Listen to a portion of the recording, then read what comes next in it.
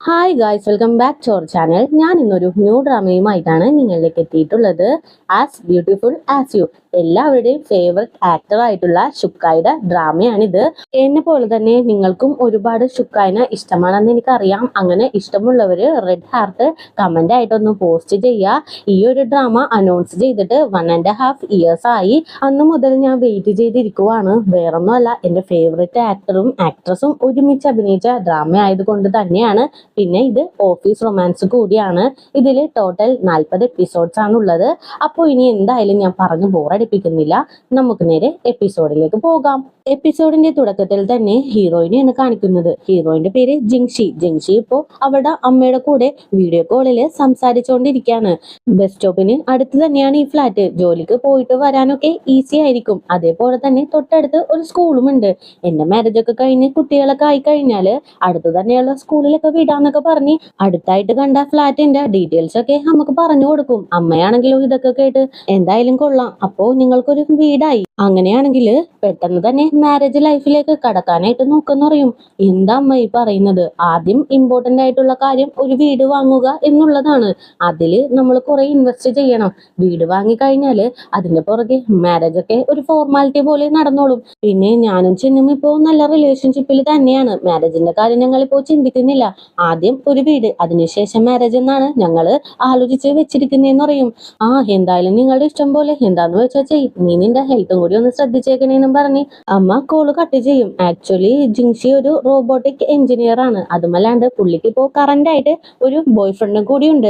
അങ്ങനെ എല്ലാ സാധനങ്ങളും എടുത്തു വെച്ച് അവളുടെ പൂച്ചക്ക് ഒരു ബായൊക്കെ പറഞ്ഞ് റൂമിൽ നിന്ന് പുറത്തേക്ക് ഇറങ്ങി വരും. ഇപ്പൊ ജിങ്ഷി ഒരു ഫ്രണ്ടിന്റെ കൂടെയാണ് താമസിക്കുന്നത്. പുള്ളിക്കാരിയാണെങ്കിൽ എപ്പോഴും ഇൻസ്റ്റഗ്രാമില് ലൈവ് ചെയ്തുകൊണ്ടിരിക്കും. അതാണ് ഫുൾ ടൈം ജോബായിട്ട് വെക്കുന്നത്. അങ്ങനെ ആ പെൺകുട്ടിയുടെ അടുത്തും ഒരു ബായൊക്കെ പറഞ്ഞ് ജിങ്ഷി അങ്ങനെ അവളുടെ ഓഫീസിലേക്ക് പോകും.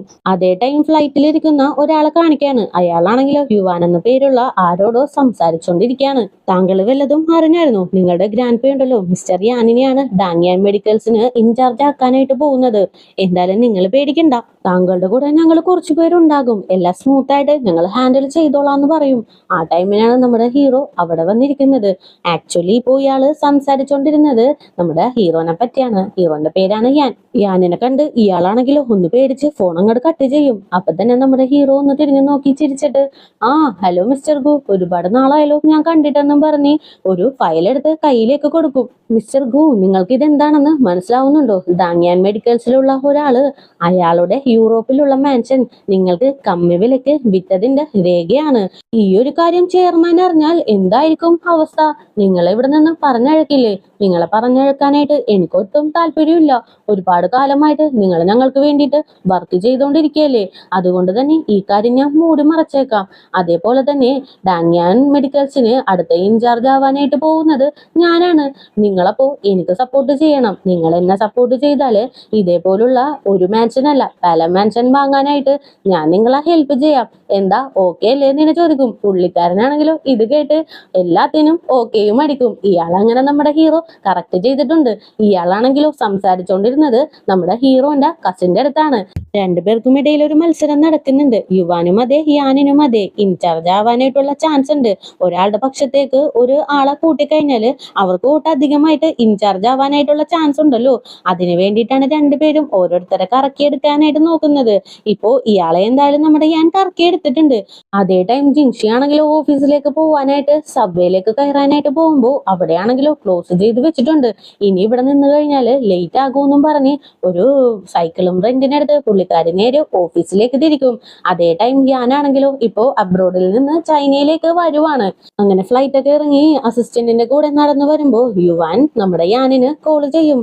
നിന്റെ ഫസ്റ്റ് ബോർഡ് മീറ്റിംഗിൽ തന്നെ നീ ലേറ്റ് ആയിട്ട് വന്നു കഴിഞ്ഞാല് നിനക്കുള്ള ചാൻസ് കുറഞ്ഞുകൊണ്ടിരിക്കുമെന്ന് പറയും.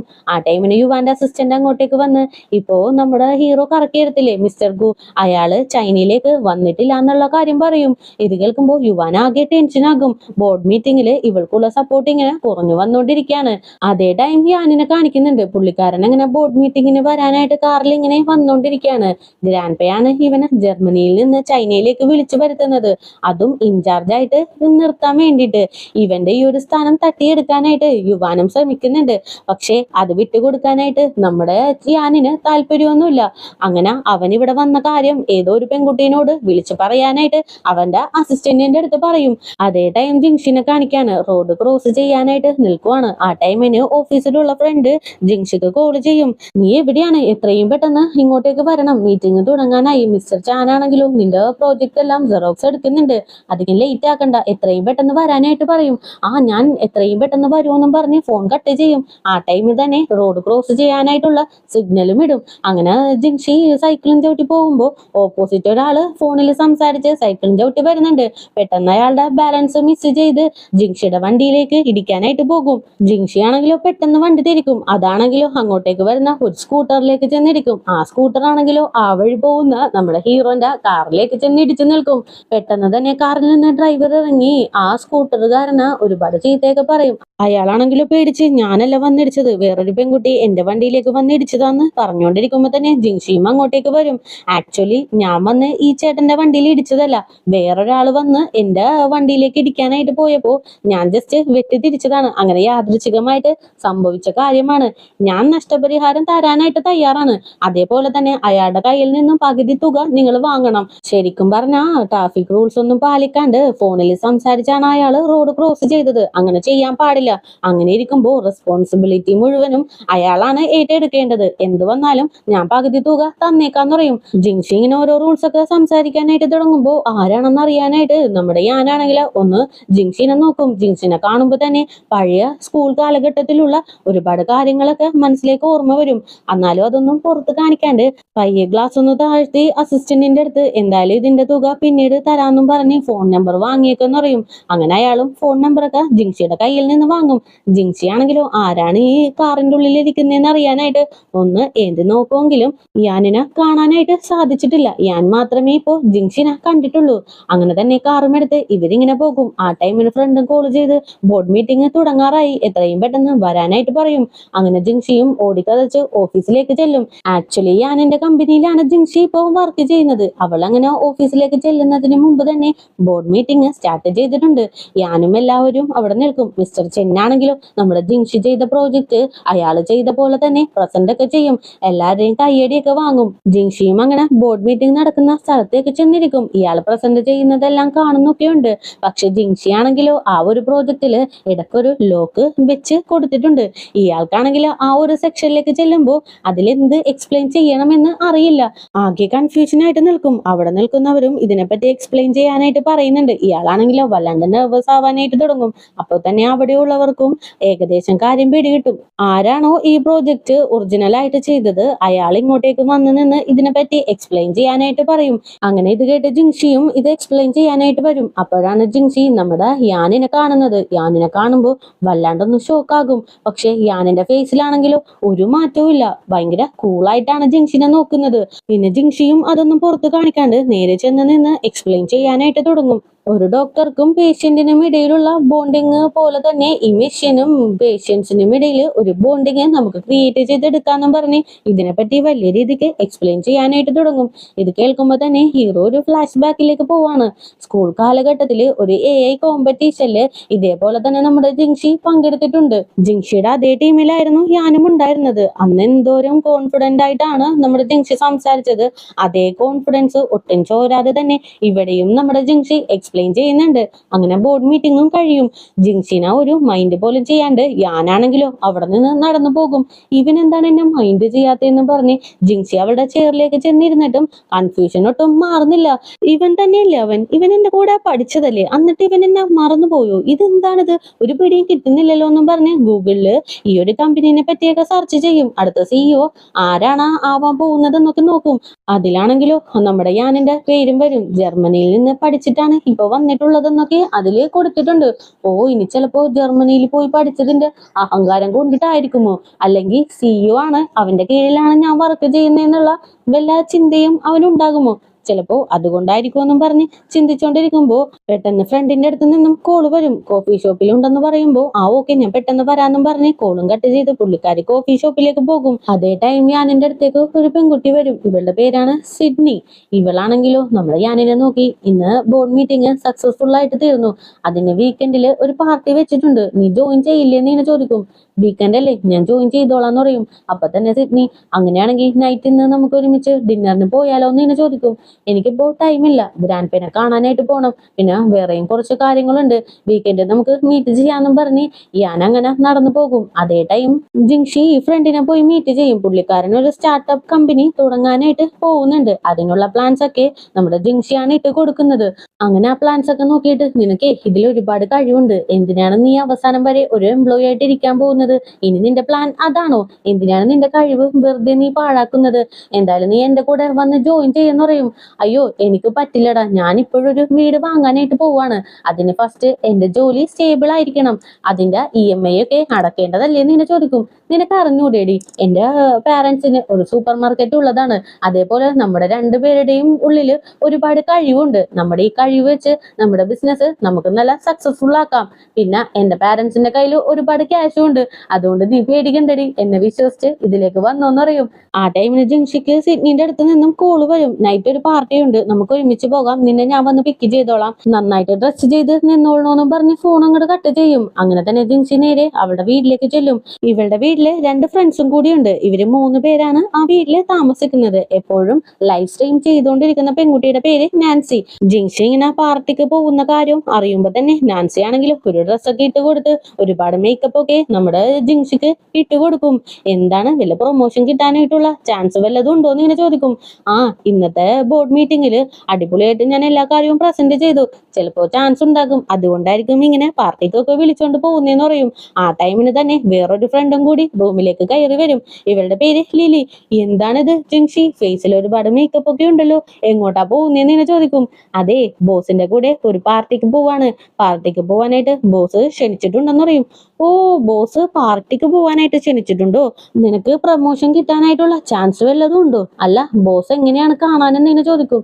ഏകദേശം 28, 29, 30 നമ്മുടെ ഏജിനുള്ളിലായിരിക്കും, പിന്നെ ഇത്രയും ഹൈറ്റ് ഉണ്ട്, പിന്നെ ഇത് ഇങ്ങനെയാ നടക്കുന്നതെന്നും പറഞ്ഞ് ബോസിന്റെ എല്ലാ ഡീറ്റെയിൽസും പറഞ്ഞു കൊടുക്കും. ഓ, ഇങ്ങനെയാണോ നിന്റെ ബോസ്? അങ്ങനെയാണെങ്കിൽ ഈ മേക്കപ്പിൽ പോവണ്ട, ഇതങ്ങോട്ട് തട്ടിക്കളഞ്ഞേക്കെന്ന് പറയും. അതേ ടൈം ഞാനാണെങ്കിലോ അവന്റെ ഓഫീസ് റൂമൊക്കെ ഒന്ന് ചുറ്റി കാണും. അവിടെ ഒരു സ്റ്റാച്ചു ഇരിക്കുന്നുണ്ട്. ഇത് കാണുമ്പോൾ ഞാനിനൊന്നും മനസ്സിലാവുന്നില്ല. ഇതെന്താണ് ഈ സ്റ്റാച്ചു, ഇതുകൊണ്ട് എന്താ ഉദ്ദേശിച്ചെന്ന് ഇങ്ങനെ ചോദിക്കും. അപ്പൊ തന്നെ അസിസ്റ്റന്റും, ഗൊറില്ല പോലെ ഇരിക്കുന്ന ഒരു സ്റ്റാച്ചു വേണമെന്ന് മിസ്റ്റർ ജോയു പറഞ്ഞു, അതാണ് ഇതെന്നും പറഞ്ഞ് അസിസ്റ്റന്റ് ഇങ്ങനെ പറഞ്ഞുകൊണ്ടിരിക്കും. അതേ ടൈം നമ്മുടെ ജിന്നു ആണെങ്കിലോ റെഡി ആയിട്ട് വീടിന് വെളിയിൽ വന്ന് നിൽക്കും. സിഡ്നി കറക്റ്റ് ആയിട്ട് ഇവിടെ വന്ന് പിക്കും ചെയ്യും. അങ്ങനെ പോയിക്കൊണ്ടിരിക്കുമ്പോ സിഡ്നി ആണെങ്കിലോ 3 വർഷമായിട്ട് നീ നല്ല രീതിക്ക് ഹാർഡ് വർക്ക് ചെയ്യുന്നു, ആ ഒരു ഡിപ്പാർട്ട്മെന്റില് നിൽക്കുന്നത് ഇത്തിരി കഷ്ടമുള്ള കാര്യമാണ്, നിനക്ക് ബുദ്ധിമുട്ടായിട്ട് തോന്നുന്നുണ്ടോ എന്ന് ഇങ്ങനെ ചോദിക്കും. ബോർഡ് മീറ്റിംഗില് ജിങ്ഷി ഒരു എക്യുപ്മെന്റിനെ കുറിച്ച്, ഒരു റോബോട്ടിനെ കുറിച്ച് എക്സ്പ്ലെയിൻ ചെയ്തല്ലോ, ആ ഒരു ഡിപ്പാർട്ട്മെന്റിന്റെ കാര്യമാണ് സിഡ്നി ഇപ്പോ ചോദിച്ചുകൊണ്ടിരിക്കുന്നത്. ഇത് കേൾക്കുമ്പോ തന്നെ ജിങ്ഷി ആണെങ്കിലോ, എനിക്കൊരു പ്രോബ്ലം ഇല്ല മാഡം, സത്യം പറഞ്ഞാൽ ഞാൻ എൻജോയ് ചെയ്യുന്നുണ്ട്, ഈ ബേയ് പ്രൊജക്റ്റില് വർക്ക് ചെയ്തപ്പോഴാണ് എനിക്ക് കൂടുതൽ സന്തോഷം പോലും കിട്ടിയതെന്ന് പറയും. എന്തായാലും നീ നല്ല രീതിക്ക് ഹാർഡ് വർക്ക് ചെയ്യുന്നുണ്ട്, ഈ ഒരു ബേയ് പ്രൊജക്ട് ഇത്രക്ക് നല്ല രീതിയിൽ ഡെവലപ്പ് ചെയ്യാനായിട്ട് ഞങ്ങൾക്ക് സാധിച്ചത് നീ ഈ പ്രൊജക്റ്റിൽ ഒരുപാട് ഹാർഡ് വർക്ക് ചെയ്തത് കൊണ്ടാണ്. ഇത്രയും ഹാർഡ് വർക്ക് ചെയ്യുന്ന ഒരാളെ ഒരിക്കലും ഞങ്ങൾ ശ്രദ്ധിക്കാണ്ടിരിക്കില്ല, അതിനുള്ള അപ്രീസിയേഷനും അതേപോലെ റെക്കഗ്നൈസേഷനും നിനക്ക് ഞങ്ങൾ വാങ്ങിത്തരും. ഇപ്പൊ നമ്മൾ പോകുന്നത് പോലും ഡെൻ ഹോസ്പിറ്റലിലെ ഡയറക്ടറിനെ കാണാനായിട്ടാണ്. നീ ഞങ്ങളുടെ അടുത്ത് ഈ പ്രോജക്റ്റിനെ പറ്റി എങ്ങനെയാണോ എക്സ്പ്ലെയിൻ ചെയ്ത് തന്നത്, അതേപോലെ തന്നെ നീയും അദ്ദേഹത്തിന് എക്സ്പ്ലെയിൻ ചെയ്ത് കൊടുക്കണം. അദ്ദേഹം നമുക്കൊരു ഇൻവെസ്റ്റർ ആയിട്ട് വരുവാണെങ്കിൽ നിനക്കുള്ള ബോണസും ഡബിൾ ഇരട്ടിയായിട്ട് ഞങ്ങൾ തരുമെന്ന് പറയും.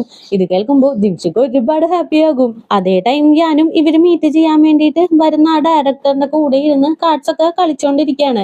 വേറെ 2 പേരും കൂടി അവരുടെ കൂടെ ഉണ്ട്. അങ്ങനെ 4 പേരും കൂടി കാർഡ്സ് ഒക്കെ കളിച്ചോണ്ടിരിക്കുമ്പോൾ കറക്റ്റ് ആയിട്ട് സിഡ്നിയും ജിങ്ഷിയും കൂടി അകത്തേക്ക് കയറി വരും. ജിങ്ഷി നമ്മുടെ യാനിനെ കണ്ട് വല്ലാണ്ടൊന്ന് ഷോക്ക് ആവുന്നുണ്ട്. എന്താണ് ഇവരുടെ ഇടയിൽ പോകുന്നതെന്ന് ഇപ്പോഴും നമുക്ക് മനസ്സിലായിട്ടില്ല. എന്നാലും വലിയ രീതിക്ക് മൈൻഡ് കൊടുക്കാണ്ട് നമ്മുടെ അവിടെ ഞാനിരിക്കും. അങ്ങനെ സിഡ്നി വന്ന് നമ്മുടെ ജിൻഷിനെ എല്ലാവർക്കും ഇൻട്രൊഡ്യൂസ് ചെയ്ത് കൊടുത്ത് ആ ഒരു ഡയറക്ടറിന്റെ അടുത്ത് തന്നെ പിടിച്ചെടുത്തു. നീ എന്തായാലും അദ്ദേഹത്തിന് ഹെൽപ്പ് ചെയ്യാന്നും പറഞ്ഞ് സിഡ്നി ഒന്ന് മാറിയിരിക്കും. പുള്ളിക്കാരിയും അടുത്തിരുന്ന് എല്ലാവരെയും ഒന്ന് ചുറ്റും നോക്കി ഡയറക്ടറിന്റെ അടുത്ത് ഞാനൊന്ന് കളിച്ചു നോക്കട്ടെ എന്ന് ഇങ്ങനെ ചോദിക്കും. ആ ഓക്കെ എന്നും പറഞ്ഞ് പുള്ളിക്കാരൻ അപ്പൊ തന്നെ കാർഡ് എടുത്ത് ജിൻഷിയുടെ കയ്യിലേക്ക് കൊടുക്കും. ജിൻഷിയും ഒന്ന് നോക്കി എല്ലാ കാർഡ്സും നിലത്തിട്ട് അവസാനം ഒരു കാർഡുമായിട്ട് നിൽക്കും. ഇത് കാണുമ്പോൾ ഞാനിന് പണ്ട് ഇവര് ഇതേപോലെ തന്നെ കാർഡ്സ് കളിച്ച് അവസാനം നമ്മുടെ ജിൻഷി ഒരു കാർഡുമായിട്ട് നിൽക്കുന്ന കാര്യമൊക്കെ ഓർത്തെടുക്കും. ഇവള് അപ്പോ വിൻ ചെയ്യാനായിട്ടുള്ള കാരണം നമ്മുടെ യാനാണ്. യാൻ ഹെൽപ്പ് ചെയ്തത് കൊണ്ടാണ് അവൾ അങ്ങനെ വിൻ ചെയ്തത്. അതേപോലെ തന്നെ ഇപ്പോഴും ഇവള് വിൻ ചെയ്യാനായിട്ടുള്ള കാരണം യാനാണ്. ഉള്ള കാർഡ്സ് എല്ലാം നിലത്തിട്ട് നീ വിൻ ചെയ്തു എന്ന് പറയും. അങ്ങനെ കുറച്ചു നേരത്തേക്ക് രണ്ടുപേരും പരസ്പരം ഒന്ന് നോക്കി നിന്ന് പോകും. ഇത് കാണുമ്പോൾ സിഡ്നിക്ക് എന്തോ ഒരു ഡൗട്ട് അടിക്കുന്നുണ്ട്. ഇവരുടെ ഇടയിൽ എന്തോ ഒന്ന് ഓടുന്നുണ്ടെന്ന് സിഡ്നിക്ക് മനസ്സിലാകും. എന്തായാലും ജിൻഷി ജയിച്ചത് ആ ഒരു ഡയറക്ടറിന് വേണ്ടിയിട്ടാണല്ലോ. ജയിച്ച സന്തോഷത്തില് പുള്ളിക്കാരനാണെങ്കിലോ പെട്ടെന്ന് ജിൻഷിയുടെ ഷോൾഡറിലേക്ക് കൈയെടുത്ത് അങ്ങോട്ടിടും. ജിൻഷി അപ്പൊ തന്നെ തട്ടിവിടും. ഇത് കാണുമ്പോ യാനിന് വല്ലാണ്ട് ടെൻഷൻ ആകും. എന്തായാലും സാർ നിങ്ങൾ എന്റെ സീറ്റിൽ വന്നിരുന്ന് ഗെയിം കളിച്ചോ, ഞാനിപ്പോ വരാം, എനിക്കൊരു കോള് ചെയ്യണോന്നും പറഞ്ഞ് അവിടെ നിന്ന് എഴുന്നേറ്റ് പോകും. പുറകെ തന്നെ സിഡ്നി എഴുന്നേറ്റ് എന്തായാലും ജിൻഷി നീ ഇവരുടെ കൂടെ കാർഡ്സ് ഒക്കെ കളിക്ക്, ഞാനൊന്ന് പുറത്തു പോയിട്ട് വരാന്നും പറഞ്ഞ് ഞാൻ എന്റെ പുറകെ ചെന്ന് എന്താ നിനക്ക് പ്രോബ്ലം എന്ന് ഇങ്ങനെ ചോദിക്കും.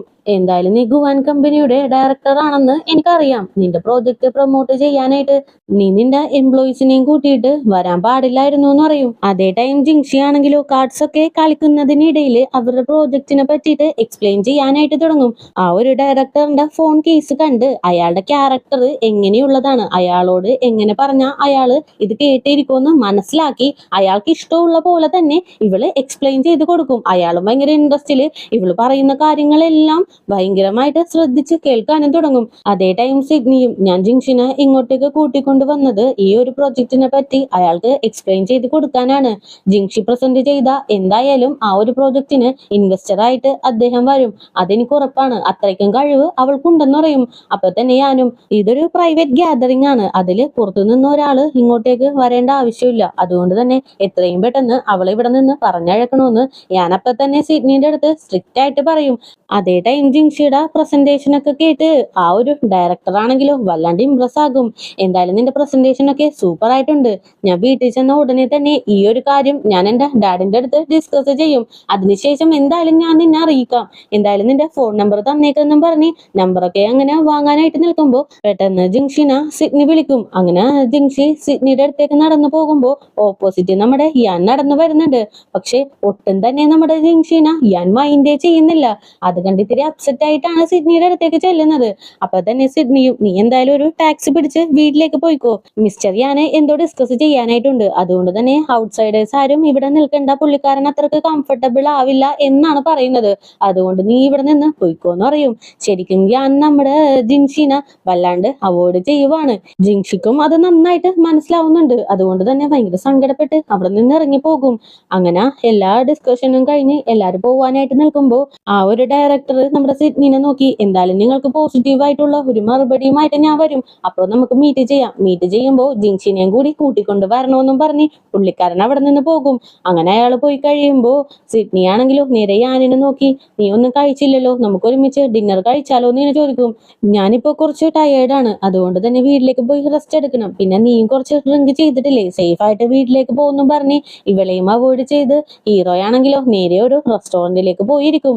അവിടെ ചെന്ന് ഫുഡ് കഴിച്ചുകൊണ്ടിരിക്കുമ്പോ ഇവരുടെ കൂടെ കാർഡ്സ് കളിക്കാനായിട്ട് 2-3 പേര് വേറെയും ഉണ്ടായല്ലോ. അതിലൊരാള് ആ ഒരു സ്പെക്സ് വെച്ച ആള് യാനിന്റെ അടുത്തേക്ക് വന്നിരിക്കും. ഇയാളുടെ പേര് ഈ സോയു. ഇയാളാണെങ്കിലോ വന്നിരുന്ന ഉടനെ തന്നെ ആ മിസ്റ്റർ ലീ ഉണ്ടല്ലോ എപ്പോഴും എന്തെങ്കിലും പ്രോബ്ലം ഇങ്ങനെ തന്നോണ്ടിരിക്കും. പിന്നെ അയാള് നിന്റെ കസിൻ ഉണ്ടല്ലോ യുവാൻ, അവളുടെ കൂടെ ഭയങ്കര ക്ലോസ് ആണ്. നീ ആ ബോർഡ് മീറ്റിംഗ് അറ്റൻഡ് ചെയ്യാണ്ടിരിക്കാനായിട്ട് അവരൊരുപാട് പ്ലാൻസ് ഒക്കെ ചെയ്ത് വെച്ചിട്ടുണ്ടായിരുന്നു. പിന്നെ ജെന്യു കമ്പനിയുടെ റിയൽ ബോസ് തന്നെ നീയാണ്, നിനക്ക് പകരമായിട്ട് ആ കമ്പനിയുടെ ബോസ് ആയിട്ട് ഞാൻ ഇങ്ങനെ അഭിനയിച്ചുകൊണ്ടിരിക്കുകയാണ്. അവസാനം സത്യങ്ങളെല്ലാം പുറത്തു വരുമ്പോ ഈ ഗെയിം ഇൻട്രസ്റ്റിംഗ് ആയിട്ട് പോകുമെന്ന് തോന്നുന്നുണ്ട്. എന്തായാലും എല്ലാവരുടെയും റിയാക്ഷൻ എനിക്ക് നിന്നൊന്ന് കാണണം. ദേ ഈ ഒരു ഫയൽ നീ പിടിച്ചോ, അടുത്ത ബോർഡ് മീറ്റിംഗില് നിനക്ക് പ്രസന്റ് ചെയ്യാനായിട്ടുള്ള ഡീറ്റെയിൽസ് ആണെന്നും പറഞ്ഞ് ഒരു ഫയൽ എടുത്ത് ഞാൻ എന്റെ കയ്യിലേക്ക് കൊടുക്കും. അവനത് വായിച്ചോണ്ടിരിക്കുമ്പോ ഈസോയി അപ്പൊ തന്നെ സിഡ്നി ഇന്ന് വന്നപ്പോ ഒരു പെൺകുട്ടീനെ കൂട്ടിക്കൊണ്ട് വന്നില്ലേ, ആ പെൺകുട്ടീനെ നിനക്ക് നേരത്തെ അറിയാമോ? നിന്റെ റിയാക്ഷൻ കണ്ടിട്ട് എനിക്ക് അങ്ങനെയൊക്കെ തോന്നി എന്ന് പറയും. അപ്പൊ തന്നെ ഞാൻ അവൾ എന്റെ കോളേജ് മേറ്റ് ആയിരുന്നു എന്ന് പറയും. എന്ത് കോളേജ് മേറ്റോ? അപ്പൊ നിങ്ങൾക്കിടയിൽ എന്തോ ഒരു വലിയ സ്റ്റോറി ഉണ്ടെന്ന് തോന്നുന്നുണ്ടല്ലോ. ആ സ്റ്റോറി എനിക്ക് അറിയണോന്ന് ഇങ്ങനെ പറയും. ഞാനാണെങ്കിൽ ഒന്നും മിണ്ടാണ്ട് അങ്ങനെ തന്നെ ഇരിക്കും. എന്തായാലും ആ സ്റ്റോറിയൊക്കെ നെക്സ്റ്റ് പാർട്ടിലൂടെ നമുക്കറിയാം. അപ്പോൾ പുതിയ കൂട്ടുകാരെങ്കിലും നമ്മുടെ ഈ ചാനൽ വിസിറ്റ് ചെയ്തിട്ടുണ്ടെങ്കിൽ സബ്സ്ക്രൈബ് ചെയ്ത് കൂടെയുള്ള ബെല്ലൈക്കണും കൂടി എനേബിൾ ചെയ്ത് വെച്ചേക്കുക. കൂടെ തന്നെ വീഡിയോക്ക് ഒരു ലൈക്കും വീഡിയോനെ കുറിച്ചുള്ള അഭിപ്രായങ്ങൾ കമന്റിലൂടെയും അറിയിച്ച് ഞങ്ങളെ സപ്പോർട്ട് ചെയ്യുക.